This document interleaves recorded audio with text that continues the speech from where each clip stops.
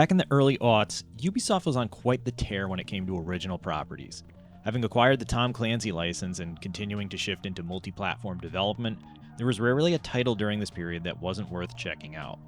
I have very fond memories of Prince of Persia: Sands of Time, Beyond Good and Evil, 13, and the subject of today's video, Splinter Cell Chaos Theory.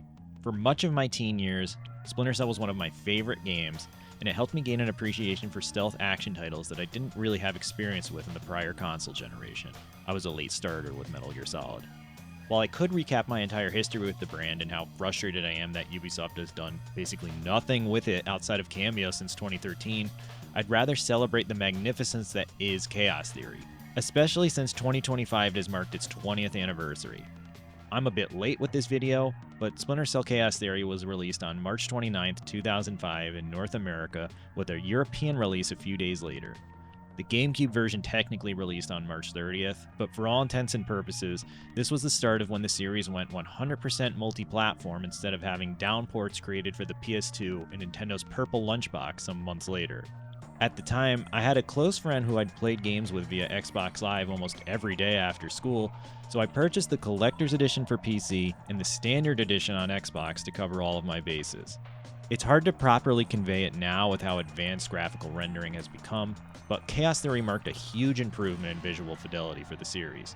The first two Splinter Cell titles were created on older versions of Unreal Engine 2, while Chaos Theory featured a heavily modified iteration of the engine that included then new features such as normal mapping, parallax mapping, and HDR lighting, though not in the sense of today's use of the term HDR.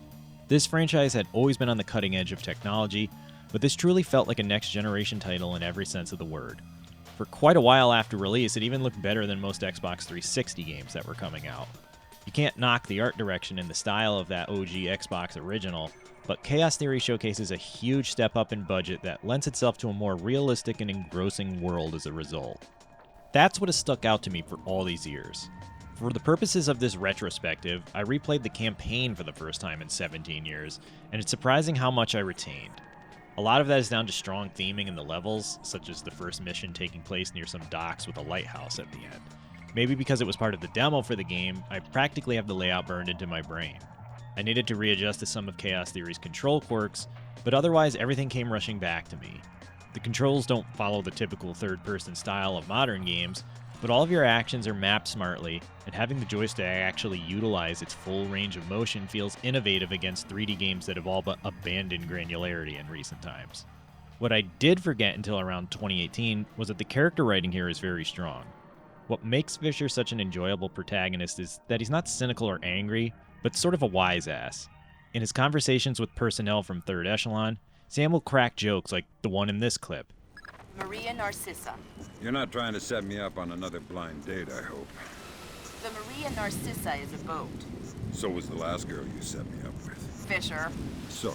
There are also some great field interactions when interrogating captured soldiers, as in this clip. Shh. I'm not going to hurt you. Who are you? Wait a minute. Is this a training exercise? Damn. Support. This guy knows it's an exercise. Who let the cat out of the bag? Huh. I knew it. Roger that. Yeah. Okay. Give me a hand here, pal. Just play along. Name, rank, and number. Corporal Stan Donlin, 2428996. And you're not going to tell me anything else? No, sir. Good boy. A lot of that was present in both the original and its sequel, Pandora Tomorrow, though. While developer Ubisoft Montreal could have rested on its laurels and simply repeated that formula, it wanted to take Splinter Cell to the next level. As I mentioned before, I loved those games as a teen, but there was always something lacking in how the first two games played out. While Splinter Cell was super innovative and slick as hell when it launched in 2002, it was also incredibly limited in terms of options available to the player. If you repeat the levels enough times, you'll notice that enemy guards have strict pathfinding and only move at specific paces and in certain lines.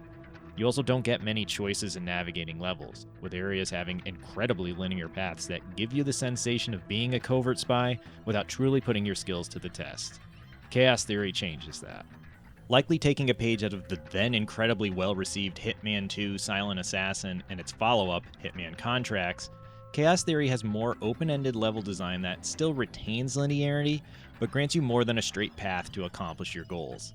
The level that exemplifies this the best is the Panama Bank heist mission, which not only has alternate paths for reaching your objectives, but will lock you out of specific routes if you alert guards or knock out the wrong people. You can never outright fail a mission unless given a no-kill stipulation too, meaning the video gamey feel of the first two games is gone. Surprisingly, this is something that still isn't common 20 years later. I remember lauding Metal Gear Solid 5 for its approach to realism with regards to players fumbling objectives without outright blowing an entire operation, but Chaos Theory was doing that well before games became less stringent. Just check out this clip from one mission where you need to remotely hack a laptop that one guy is carrying. Instead of trying to play all sneaky with extreme precision, you can just knock the guy out and hack the laptop from the floor. Always get me all worked up. Hey? Hey! What's up?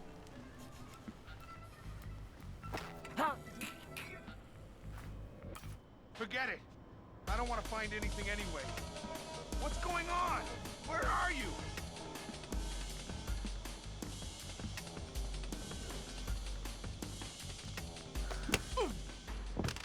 Well, I guess that's one way to deal with it. Finesse is for the young and the cocky. Again, this is a touch that lends an air of believability to Chaos Theory's world. Obviously, there are still elements here that would only ever work in a video game. Why the hell do guards not see you in the dark when you're literally an inch away from them? But Ubisoft Montreal focused on creating the sensation of espionage without leaning into brutal difficulty. Splinter Cell isn't meant to be ultra punishing, just realistic enough to give you the impression of taking place in our real lives. This is the point where I'd normally bring up the plot to the game, but it's maybe the one aspect Chaos Theory doesn't quite nail.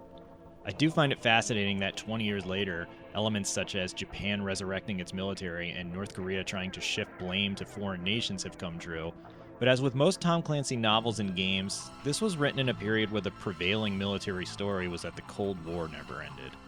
If you look at anything with Clancy's name on it from this period, the villains will either be the Russians, the Chinese, or the North Koreans. Chaos Theory doesn't do anything to establish why these countries are warring with the United States, apart from the US being a distrustful ally and a war-profiteering nation. Actually, that's a pretty good reason. Still, where Chaos Theory starts to become interesting is after the midway point, where an old friend of Fisher's is revealed as having gone rogue. Douglas Shetland was introduced in Pandora Tomorrow as a comrade of Sam's dating back to their time in Kuwait. At some point, Shetland created the PMC titled Displace International and attempted to recruit Sam on multiple occasions. Since Fisher was loyal to Third Echelon, this never panned out, but it seems the animosity started to brew. Shetland would eventually fake an incident between South Korea and North Korea to stir up international trouble and overthrow the regimes of Asia to bend to his whims. While none of that is particularly original, it's the first time in the series that Fisher was given a personal connection to his missions. For the remainder of Chaos Theory's campaign, you're investigating if Shetland has really defected and what his ultimate goal is. The game even culminates in a showdown between Fisher and Shetland, where Shetland gives a speech about America being a sick old woman dead long ago, and it is solid stuff. It at least gives some weight to the proceedings, and makes you question if Third Echelon is all it's cracked up to be.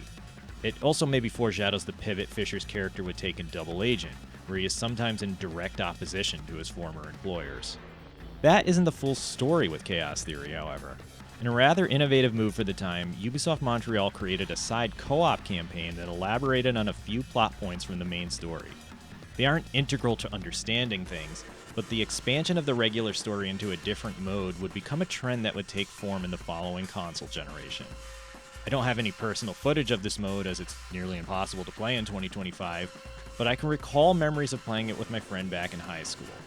Initially set across 4 missions, excluding the tutorial, with 2 extra stages being released as DLC, Chaos Theory's co-op campaign runs concurrent to the events in the main story. Players assume the role of Agents 1 and 2, and undergo similar missions to what Sam is doing. All of the open-ended design and lack of failure states are present, though these newer agents aren't quite as skilled as Sam.